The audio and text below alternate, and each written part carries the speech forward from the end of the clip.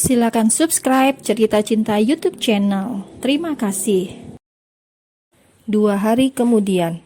Sudah 2 hari ini Kadek tidak masuk kerja. Ia baru izin sakit. Winda mencegah Kadek untuk keluar dari perusahaan. Sampai suatu sore ketika langit berwarna jingga merata, ponsel Kadek berdering. Ada panggilan masuk yang tidak biasa. Kenapa dia telepon? Udah, angkat, celetuk Winda. Mereka berdua sedang menikmati sunset di pantai. Gak lah, gue masih malu. Jangan menghindar, jangan suka lari dari kenyataan. Apa sih lo, Win? Tap. Ngobrol apa kalian? Tanya Kavi yang muncul membawa kelapa muda. Biasa, masalah wanita, jawab Winda kemudian menyesap sedotan yang tertancap di dalam kelapa muda yang dibawa oleh suaminya. Sayang, temani aku ke sana, mau jalan-jalan di tepi pantai.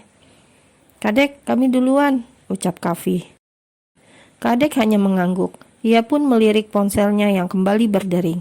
Sepertinya Winda sengaja meninggalkan dirinya agar mau mengangkat telepon dari Yudhistira, si duren sawit tersebut. Halo, sapa Kadek yang akhirnya mengangkat telepon. Kau sakit apa? Kau sakit atau sengaja menghindar? Tanya Yudhistira yang tegas, tidak ada manis-manisnya. Untuk apa saya menghindar dari Bapak? Saya memang sakit kok. Kirim alamatmu sekarang. Untuk apa? Aku tunggu sekarang. Halo? Suara Bapak terputus, saya nggak bisa dengar. Tut. Kadek langsung mematikan teleponnya. Sepertinya benar kata Winda, Kadek memilih lari dari kenyataan. Langit mulai gelap. Kavi mengajak Winda kembali. Takut Winda kena angin lama-lama, nanti malah masuk angin. Sayang, ayo balik. Iya, kaki aku juga udah capek. Nanti aku pijitin. Sapanya? Bener. Bukankah tambah lega, malah capek karena habis pijit langsung olahraga, celetuk Winda. Kalau itu kan udah wajib sayang. Tanpa malu-malu, Kavi langsung merangkul pundak istrinya, mengecup pipi Winda berkali-kali. Padahal di sana ada Kadek yang menatap sambil geleng-geleng kepala. Lanjut di apartemen, celetuk Kadek. Pasti, sahut Kavi yakin, membuat Winda langsung mencubit pinggang suaminya. Mereka langsung terkekeh, kemudian masuk mobil yang sama. Kadek seperti obat nyamuk, duduk di belakang sendirian menyaksikan sahabatnya yang sedang mesra dengan suaminya. Tidak terasa mereka akhirnya sampai di apartemen. Begitu tiba, mereka hendak masuk ke dalam bersama-sama, kecuali Kadek karena di lobi ada seseorang yang sedang menunggu di sana. Win, gue ikut lo aja, bisik Kadek panik saat melihat duda kesepian itu menatap ke arahnya. Selesaikan baik-baik, jangan menghindar, nanti lo nyesel. Tapi Win, mau ditaruh mana muka gue? Tap. Yudhistira mendekati mereka. Mata pria itu sekilas menatap Winda yang sedang hamil besar, kemudian tersenyum ramah. Setelah itu menatap Kadek dengan dingin. Mati gue Win, gumam Kadek panik. Sayang, ayo kita masuk duluan, ajak Kavi yang terlihat protektif karena melihat ada duda yang mendekat. Meskipun Winda sudah jelas miliknya, ia masih kurang suka istrinya beramah tamah dengan pria lain. Dek, gue duluan. Winda mengedipkan sebelah matanya. Ia seakan memberikan semangat untuk sahabatnya itu. Win, Kadek yang panik rasanya ingin ikut dengan pasangan suami istri itu.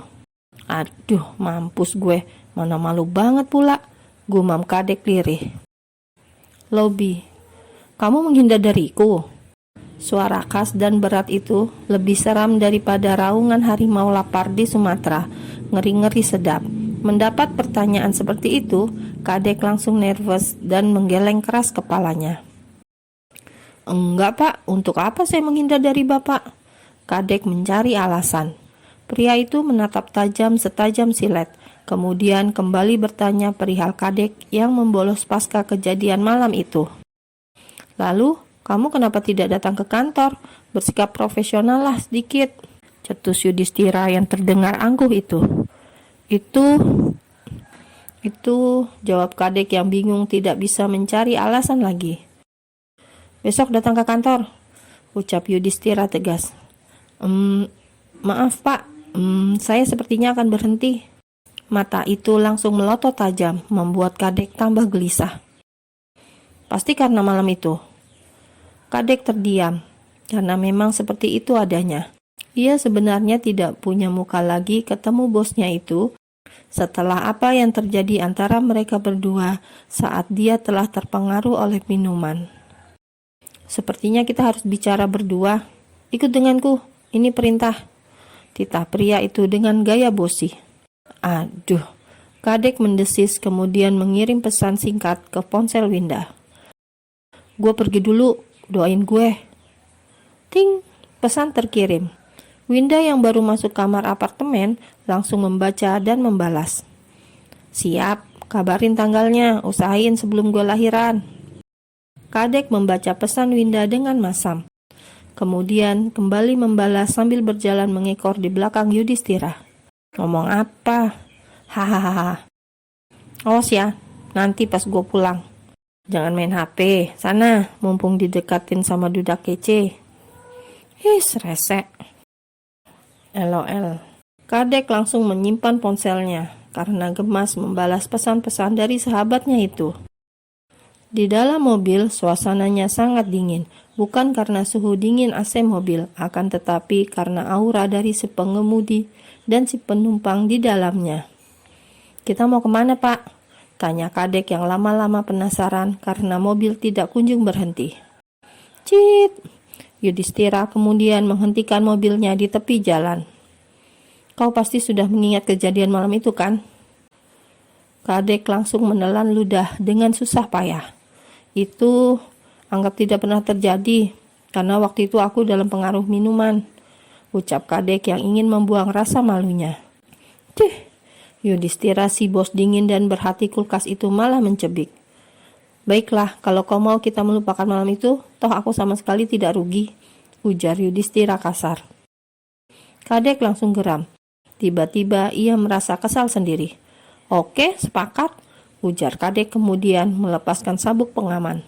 Tanpa bicara, ia langsung turun dari mobil itu dan Yudhistira sama sekali tidak menyusul atau menghentikan Kadek. Duda sialan, gue bilang lupain bukan berarti gue mau lupain. Bikin kesel. Sambil jalan dan menyetop taksi, Kadek pergi dengan muka jengkel. Apartemen. Kadek masuk apartemen dengan muka lusuh. Ia langsung masuk tanpa menyapa Winda yang sedang rebahan di atas pangkuan suaminya. Kok cepet? Celetuk Winda kemudian bangkit. Dek, Kadek? Panggil Winda yang kemudian menyusul Kadek ke kamar. Kadek, lo kenapa? Tanya Winda penasaran. Kadek hanya menundukkan wajahnya, kemudian menghentakkan kakinya kesal. Lo kesambet? Kadek melirik sekilas kemudian memeluk Winda. Gara-gara duda itu, mood gue amblas.